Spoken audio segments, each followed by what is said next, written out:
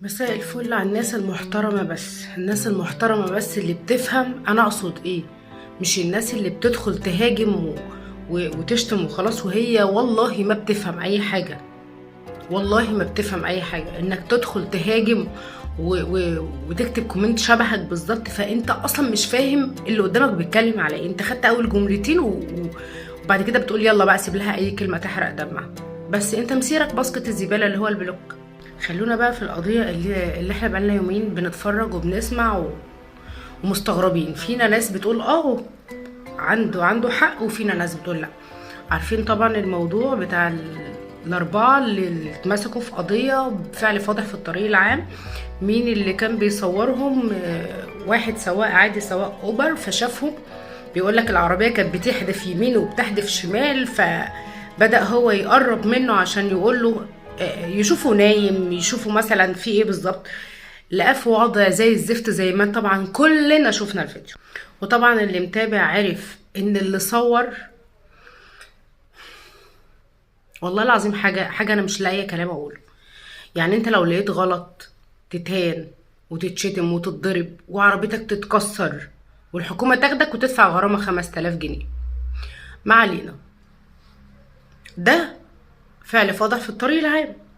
الناس اللي بتقول خصوصية، والناس اللي بتقول الموبايلات اللي بتصور، والناس اللي بقت تقتحم وتصور في اي وضع، لا انا مش، يعني انا مش ضد، انا ضد اللي بيمسك الموبايل بتاعه بيصور اي حاجة. يعني مثلا انت شايف واحد بيتخانق مع واحدة بيضربها، فبدل ما تمسك الموبايل تصور، لا اجري انقذها، انقذها. واحد تاني او مجموعة تانية شايفين ان في بيت بيولع، فبدل ما يعملوا اي حاجة ان هم يطلعوا يطفوا الحريقة دي، لا واقفين بيصوروا. هو ده اللي فعلا انت يعني ما تصورش. احنا مش عايزين نشوف تصوير، احنا عايزين ننقذ عيلة في شقتهم بتولع، ننقذ ست. ياما ستات اتضربت في شوارع كتير ما كانش في راجل واقف بيحوش. وياما شفت فيديوهات ما كانش كنت بزعل على الست وهي بتتضرب قد ما بزعل على كم الرجاله اللي واقفه حوالين منهم ما بيعملوش اي حاجه. يعني انا من وجهه نظري ومن وجهه ناس كتير جدا ممكن تكون تفكيرها زي تفكيري، لا هو اقتحام خصوصيه حضرتك، لان انت مش في شقه وناس عرفوا ان انت معاك ستات فوق فكسروا عليك الشقه وفضحوك ونزلوا صورك وفضحوك الفضيحه دي. لا ده انت حضرتك سايق عربيه معرض جدا وانت دماغك في السما كده تخبط حد، اسره كامله زيك زي اي حد بيشرب وهو ماشي. فانا مش شايفه اقتحام ايه ده، انتوا الوباء على البلد.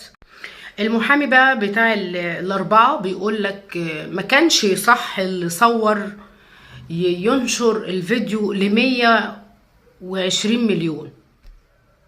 امال كان يصح حضرتك ان هم قاعدين في العربيه وماشيين على طريق النوم في اوضه نوم، ويا ريته حتى كمان ماشي يعني واخد باله من الناس. يعني حتى اذا بليتم فاستتروا.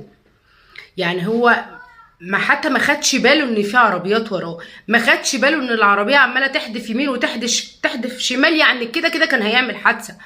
حضرتك انت بصيت للي صور وشير، اقسم بالله انا لو انا مكانه حتى لو كان ايه انا كنت برضه هعمل كده. بس كنت بصراحه ما كنتش هنشر، انا كنت هاخد الفيديو برقم العربيه وابلغ عليه.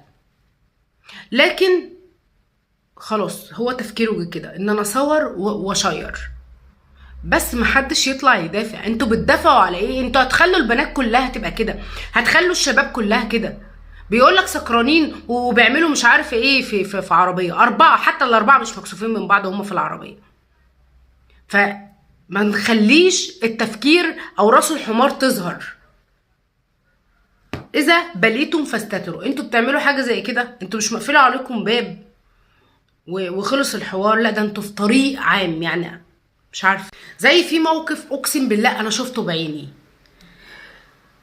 بنتمشى على الكورنيش اسكندريه كده، ولقيت واحد حاطط ايده على واحده، حاطط ايده على كتف واحده كده وبيبوسها، والله قدام عينيا. انا قلت لصاحبتي اقفي كده، فبس هي كانت عدت شويه. هدت وانا ببص، فضلت بص شويه كتار عليهم. مش هنا، والله العظيم مش هنا، مش هنا. ولا وطبعا انتوا عارفين اسكندريه وشط اسكندريه بيبقى عامل ازاي، والدنيا رايحه وجايه وعربياته على كان قريب من كوبري ستانلي يعني موت. وهم مش هنا، في عالم تاني. يعني ايه؟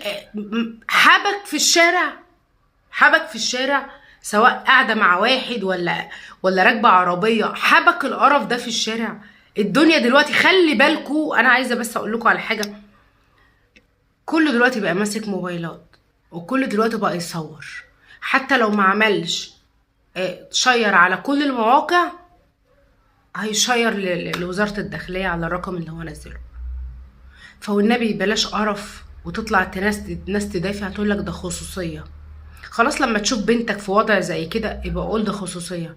لما حضرتك تشوفي بنتك في وضع زي كده يبقى قولي خصوصية. ازاي نقتحم حاجة زي كده؟ ما هو انا لو قابلت الموضوع ده عليا وشفته من دماغكو، فطبيعي هقبله على بنتي او ابني او نفسي كمان. يا رب تكونوا فهمتوا وتعليقاتكم تكون حلوة زيكم.